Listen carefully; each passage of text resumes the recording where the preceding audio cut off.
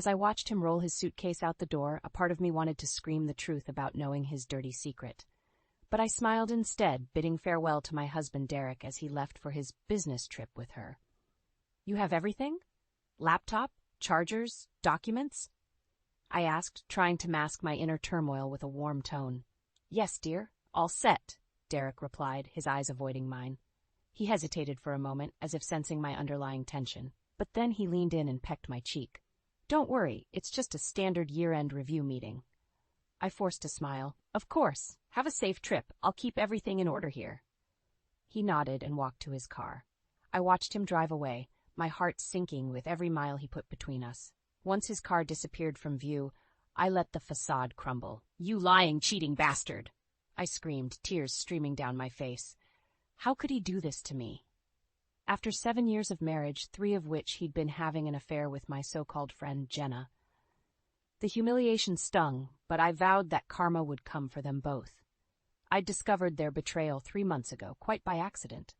Derek had left his phone unattended, and a text from Jenna Baby popped up with intimate details of their next tryst.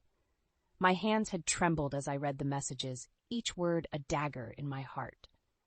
In that moment, I knew our marriage was over, but I couldn't confront him then, not without a plan. So I'd kept up appearances, smiling through the pain as I gathered evidence of their affair. Now, with Derek gone for a week, the stage was set. The private investigator had done his job, providing me with irrefutable proof of their transgressions, and my family, my parents and brother Luke, had rallied around me, vowing to help me expose the truth and make them face the consequences. I wiped my tears and took a deep breath. Time to get to work.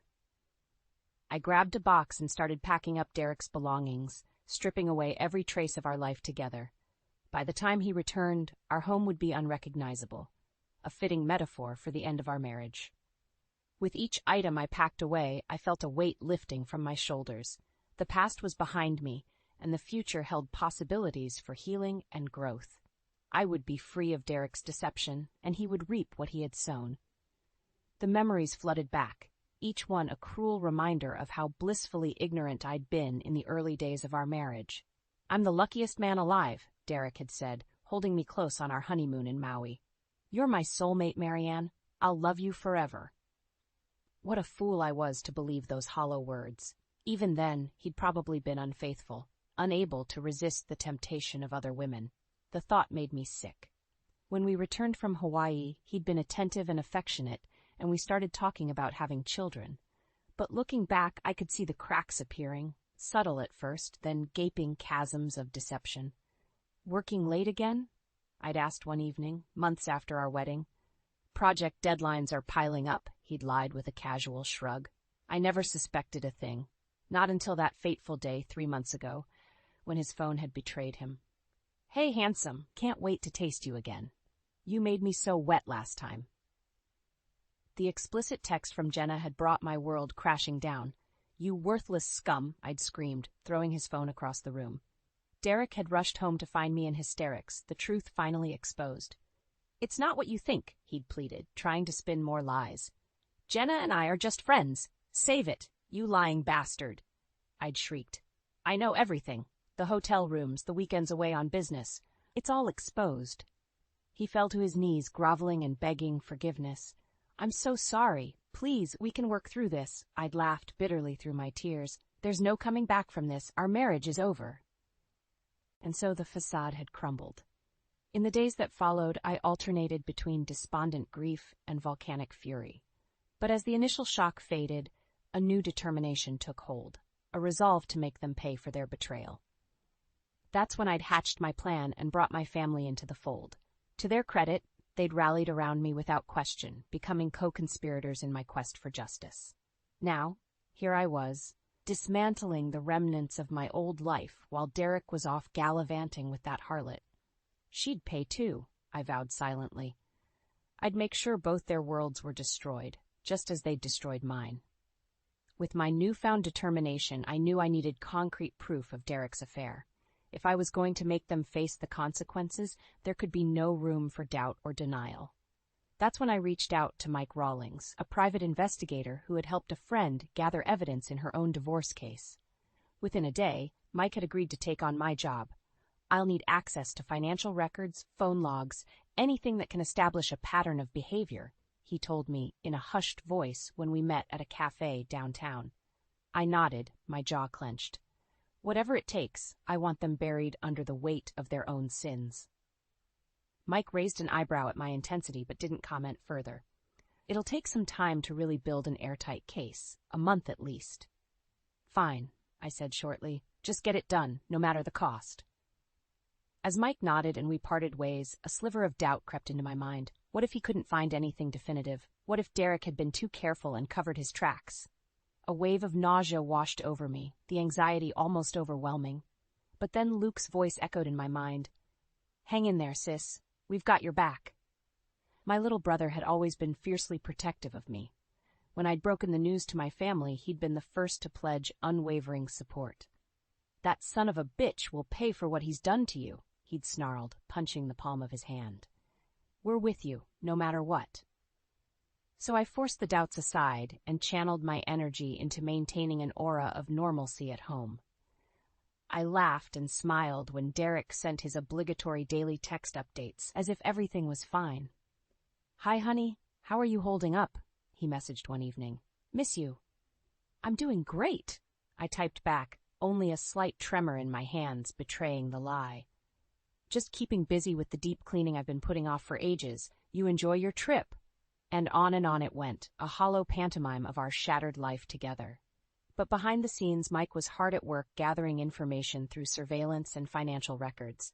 Finally, almost 6 weeks after our initial meeting, he knocked on my door holding a large manila envelope. Got everything you need right here, he said, handing it over. Hotel receipts, phone logs, even photos of them together at a restaurant last week. This should put any doubts to rest. I flipped through the documents and images, a cold smile spreading across my face. Excellent work, Mike. The truth is finally exposed. With the concrete proof of their misdeeds now in hand, my plans crystallized. It was time for the grand finale, the climactic act, where betrayal met its bitter reckoning. With the evidence from Mike securely in hand, I knew the stage was set for the final act of my plan. But I also realized I couldn't do it alone. I needed allies, co-conspirators who would stand by me as witnesses and support. At first, I hesitated about bringing my family in deeper. My parents were getting older, and I didn't want to burden them unduly. Luke was still young. Could he handle the emotional intensity of what lay ahead? But as I wrestled with those doubts, my mother seemed to sense my inner turmoil. Marianne, dear, you look exhausted, she said gently, laying a hand on my arm. Let us help you. You shouldn't bear this burden alone. I blinked back tears and took a deep breath. Mom, Dad, I may need to call on both of you soon for something major. They exchanged a glance, and my father nodded firmly. Just say the word, sweetheart. Whatever you need. Luke showed up at my door shortly after, his expression grave and determined. Heard you might be cooking up something big to take that scumbag down, he said without preamble. Count me in. And just like that, the conspiracy was born. Over the next few days, we held clandestine meetings, plotting our moves with military precision. All of them agreed. Derek and Jenna's sins required the most severe consequences. We have to hit them where it hurts most, socially and financially, Luke growled. Make them radioactive in this town. Mom shook her head sadly. I can't believe it's come to this, but they've left us no choice. Exposing their lies is the only path forward. I spread the evidence from Mike across the dining table, recounting the sordid details of the photos, receipts, and phone logs. We'll strip them of every shred of dignity and respectability, I said, a cold finality in my tone. They'll have to leave this town in utter disgrace. As we solidified our approach, the weight of the years of deceit fueled our collective resolve. Their betrayal had breached the most sacred bonds of family and friendship. Now they would reap the karma they deserved. He's due back on Friday? I told them grimly. That's when we'll strike. The plan crystallized, a two-pronged assault that would unravel everything in their lives. First, I would strip our home bare, leaving nothing but echoing despair for Derek's return. Then Luke and I would confront Jenna directly, laying out the undeniable proof of her affair while her own husband looked on. They all nodded solemnly, their expressions a mixture of grim determination and simmering anger. "It's going to be brutal," I warned. "Are you all sure about this?" Mom reached across the table and squeezed my hand. "We're family, dear, and we always protect our own." With the plan firmly in place and my family united behind me, a strange calm settled over me in the days leading up to Derek's return. It was as if I had passed through the crucible of betrayal and emerged hardened, stripped of the naive idealism that had blinded me for so long. I went about my preparations with cold that clinical efficiency. Every item of Derek's clothing, every framed photo of us together, every scrap of his existence in our home, I packed it all into boxes and hauled it down to the garage. By the time I was done, the house was an empty shell, echoing with the hollow remnants of our shattered life. "It looks like a museum exhibit on post-apocalyptic living," Luke commented dryly as he surveyed the barren rooms. I gave a bitter chuckle. "That's exactly the point. Everything has been destroyed." Mom looked around, a pained expression on her face. "This is so final. Are you sure there's no going back from this, Marianne?" I set my jaw grimly. After everything he's done? Absolutely not. He chose this path, and now he has to face the consequences. My mother sighed heavily but didn't argue further. We all knew the depth of Derek's betrayal. There was no salvaging anything from the wreckage of our lives. The last step was preparing my final message for him, the ultimate reveal of everything I knew about his sordid affair. I gathered stacks of the evidence Mike had uncovered, photos of Derek and Jenna in intimate embraces, receipts for hotel rooms and business trips taken together, transcripts of their lurid text exchanges. I laid it all out on the kitchen counter, organizing it meticulously. Then I composed a simple letter. "Derek, if you're reading this, then you've already seen what I've done to our house, to every trace of our life together. It's over. But there's more. I know all about your affair with Jenna. Every sordid detail, every lie and betrayal. The proof is on the counter. I've also taken steps to ensure this evidence will be seen by others. Your colleagues at the bank, Jenna's family and friends, everyone. You reap what you sow. Enjoy the karma you've earned, you miserable bastard." I read the note over a few times, the white-hot anger tempered by a strange sense of closure and liberation. This would be the final nail in the coffin of our ruined marriage. I almost pitied him for the cataclysm that was to come. Almost. With the house stripped bare and the letter penned, there was only one thing left, the confrontation with Jenna that would set the final phase of destruction into motion. Luke would be my lieutenant for that, his rage at the betrayal fueling his determination to see it through. "Tomorrow is the day," I told him firmly. "Are you ready?" He nodded, eyes glinting with icy resolve, ready to bring the hammer down hard. They'll regret the day they messed with our family. I believed him completely. Soon, they would face devastation beyond anything they could imagine, and I would get to watch every agonizing moment of it unfold. With Derek gone and Jenna soon to face her reckoning, I set about putting the final touches on my preparations. The house was a blank canvas now, waiting for his return to deliver the ultimate blow. I took the stacks of evidence, photos, receipts, transcripts, and arranged them neatly on the kitchen counter, ensuring they would be the first thing he saw upon entering. Then I placed my letter on top, its words a dagger aimed at his heart. "Dear God, it really does look post-apocalyptic in here," my mother murmured as she surveyed the stripped-bare rooms. "Are you sure about this, Marianne?" "Absolutely," I replied flatly. "He's going to walk into a world of devastation, a fitting metaphor for the utter destruction he's brought upon our lives." Mom sighed heavily but didn't argue further. Deep down, she knew the depth of Derek's betrayal made this path inevitable. With the house fully prepped, I went about removing any trace of my own existence as well. Photos of me were taken down, personal items packed away. By the time I was finished, the place was devoid of any sign of human inhabitation, past or present. I turned to Luke with grim finality. "It's done. All that's left is waiting for him to return tomorrow and witness the carnage." Luke nodded tightly. "He'll get what's coming to him soon enough, and then it's Jenna's turn." The thought of confronting her brought a cold smile to my lips. She deserved every bit as much devastation as the lying bastard she'd debased herself with. As the daylight began to fade, casting long shadows across the deserted rooms, A strange calm settled over me. It was the peace that comes from knowing a path has been set in stone, with no turning back. "Are you going to be okay tonight?" Mom asked, eyeing me with concern. "Maybe you should stay with us." I shook my head. "No, I need to be here to greet Derek when he arrives. Don't worry, I can handle it." She sighed again but didn't press the issue.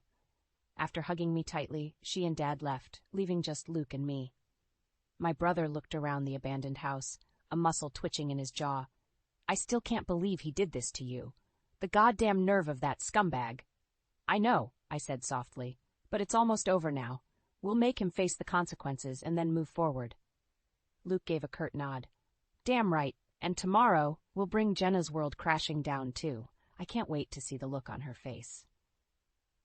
As the shadows deepened, we finally said our goodbyes and I was left alone with the hollow silence of the house. I wandered aimlessly through the vacant rooms, my footsteps echoing in the void. Finally, I sank down on the bare floor, leaning my head against the wall.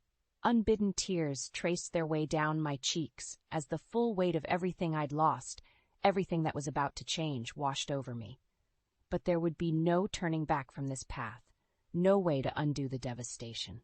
When Derek walked through that door tomorrow, the final act would commence, and there would be no stopping the karma that awaited him. The next morning, I woke with a sense of grim determination.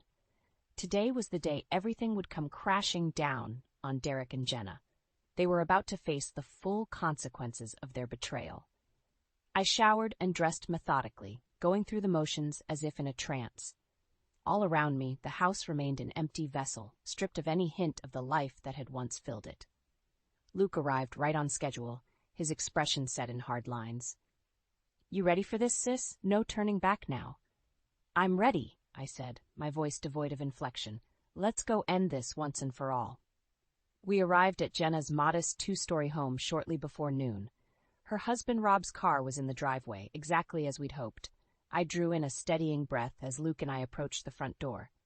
"You take point," he muttered. "I've got your back." I nodded tightly and rang the bell.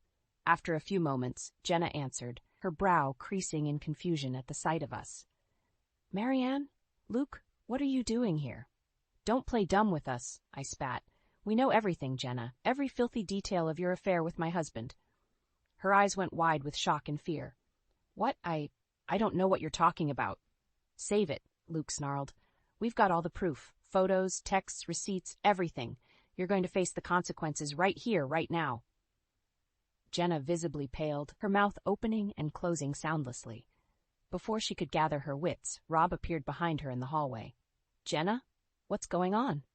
"Nothing, honey. Just—" But Luke barreled past her, grabbing Rob by the arm. "Come out here, man. You need to see the truth about your lying, cheating wife." Rob's eyes widened in alarm as Luke half-dragged him out to the front step where I stood, stone-faced. "Marianne, what the hell is this about?" Rob demanded. I simply reached into my handbag and pulled out a thick envelope, handing it to him wordlessly.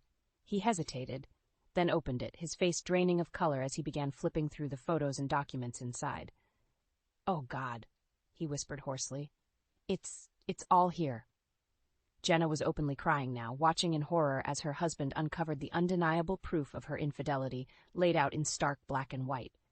"Rob, baby, please let me explain." She began through her sobs, but he turned on her with a look of pure revulsion. "Explain what? How you screwed around with Marianne's husband for years behind my back? Jesus Christ, Jenna, how could you?" He sank down onto the front step, his head in his hands. Jenna hovered over him, alternating between desperate pleas and groveling apologies. I stared at her coldly, neither pity nor satisfaction in my gaze. "Do you see now, Jenna, the destruction your lies have wrought?" Her anguished gaze met mine. "Marianne, I'm so sorry. Please, you have to believe me." "Shut up," I said flatly. "There's nothing you can say that matters anymore. You made your choices and now you'll live with them. Same as Derek will." She fell silent, shaking sobs racking her body as I turned away. "Let's go, Luke. We're done here." He nodded mutely and we left Rob crumpled on the step, his and Jenna's lives in ruins behind us. As we climbed into my car, a heavy silence settled between us. Finally, Luke spoke in a strained voice. "You were right. She deserved every ounce of that devastation." They both did, I replied simply, staring at the road ahead. This is the path they chose. Now we move forward. There was still one final piece to unfold, the cataclysm that awaited Derek upon his return. But Jenna and Rob's shattered world would serve as the grim preamble to what was to come. As Luke and I drove away from Jenna's house, the weight of what had just transpired pressed down on me. Their world was shattered, and soon Derek's would follow suit. Justice, cold and brutal, had been served. We arrived back at the vacant house and settled in to wait for Derek's return later that evening. An uneasy silence hung between us until Luke finally spoke up. "Do you think there's any part of you that will feel remorse?" he asked quietly. "Once it's done and the dust settles?" I didn't hesitate. Absolutely not. They made their bed. I'm just the one who ripped the covers off and exposed them. Luke nodded slowly. I know, you're right. They brought this devastation on themselves. The hours ticked by in tense anticipation. I tried to distract myself by cleaning and reorganizing the carefully arranged stacks of evidence on the counter. But eventually, headlights swept across the front windows. Derek was finally home. Luke and I both tensed, readying ourselves for the final confrontation. The front door opened and Derek stepped inside, suitcase in hand. "Honey, I'm back. The review meetings ran a little." His words trailed off as he took in the barren, deserted house. What the hell is going on here? His eyes fell on the neatly arranged stacks of photos and documents on the kitchen counter.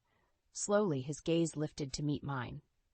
"Marianne," he began, his voice trembling, "what have you done? What does it look like?" I asked coldly. "I've stripped away every trace of our life together. It's over." He approached the counter, snatching up the envelope with shaking hands. As he flipped through the damning contents, his face morphed into a mask of horror. "Oh, God! Marianne, please, let me explain." "Save it," I cut him off. "There's nothing you can say. Your lies have been exposed. Your betrayal is out in the open for all to see." Derek crumpled forward onto the counter, his head in his hands as he began to sob. But there was no pity or remorse in me, only a sense of grim satisfaction watching the devastation wash over him. Finally, he lifted his tear-stained face, anguish and pleading written across his features. "Marianne, please, I'm begging you. We can work through this. I'll do anything. You had your chance, and you blew it in the most vile way imaginable." I spat. "Your sins came with consequences, and now you have to live with them."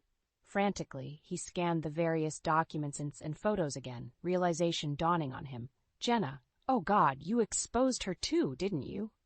he whispered, his eyes widening. "Her whole world is destroyed because of me." "Because of both of you," Luke growled from beside me. "You shattered 2 families with your disgusting lies."